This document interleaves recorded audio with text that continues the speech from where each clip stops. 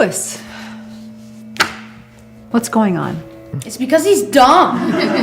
My grades became the subject of my classmates' ridicule. The teacher immediately stopped. She then warned me that if I failed again, I wouldn't be able to graduate. I had no choice but to accept it all. Next, the teacher asked who could read this passage. Every student raised their hand. Ashamed, I lowered my head. Then, the teacher called on me to read. Not wanting to be mocked again, I tried to get her to choose someone else, but the teacher insisted I read. The teacher urged me to try again. Lewis, go ahead. Yet, after 2 words, I stumbled, couldn't continue. The teacher prompted aside. My halting reading wore down my classmates' patience. Because Wilson is in the 8th grade and he can't even read? Why can't you pick on someone who's not so dumb?